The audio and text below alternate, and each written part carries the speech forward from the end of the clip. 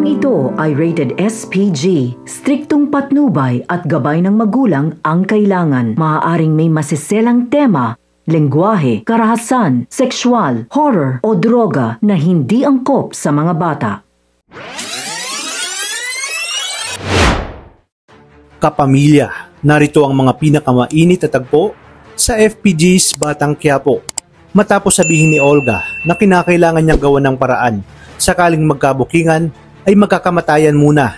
Kaya naman ang isa pa niyang magagawa ay tuluyan na itong si David dahil umiiksi na nga ang kanyang oras at alam niyang ilalaglag siya ni David pag nagkataon.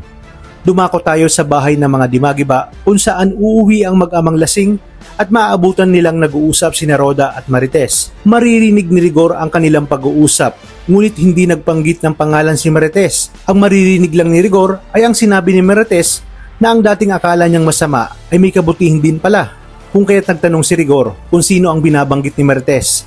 Nagulat naman si Marites sa biglaang pagdating ni Rigor at halos wala siyang maisagot. Buti na lamang to the rescue itong si Roda at sinabi nito kay Rigor na ang binabanggit ni Marites ay siya. Bilang kanyang palusot ay sinabi ni Roda na sino umano ang mag-aakala na magiging magkaibigan sila ngayon ni Marites. Kaya naman sinakyan na lamang ni Marites ang mga sinabi ni Roda. At mukhang naniniwala naman si Rigor. Ngunit hindi pa dito natatapos dahil sumunod na rin nga itong si David at muling ipaparamdam kay Marites na kasalanan nito ang nangyari sa batang dinadala ni Lena. Ipagdidiinan ni David at ipapamuka kay Marites na wala itong kwentang tao at ina. Nagawa pa nga nitong palayasin si Marites at susulsulan itong si Rigor. Ngunit sa pagkakataong ito ay hindi na makapapatalo si Marites. Kaya makakatikim ng isang malakas na sampal si David mula sa kanya. Wika pa niya na wala na itong respeto sa kanya at dapat inaalam muna nito kung ano ang totoong nangyari. Sasagot naman si Rigor na walang ibang dapat sisihin kundi si Marites. Ngunit iginit ni Marites na simula nang ibinahay nito si Lena sa kanila ay hindi na nga nawalan ng problema ang kanilang bahay at lagi na lang magulo. Kahit walang kinalaman si Tanggol ay muling idadawit ni Rigor ang ating bida.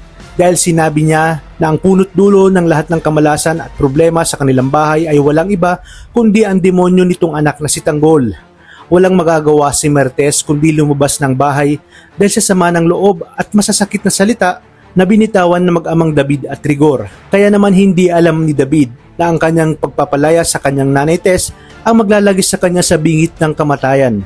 Dahil sa oras sa tuluyang makapunta si Marites sa mansyon ng mga Montenegro, tiyak na hindi nabubuhayin ni Ramon si David sa oras na sumabog ang buong katotohanan tungkol sa pagpapanggap nito. Kaya naman kapamilya, kapit lang dahil napakarami pa nating dapat abangan. Ito lang sa FPJ's Batang Quiapo. Maraming salamat sa inyong panonood at pagpalain tayong lahat, kapamilya.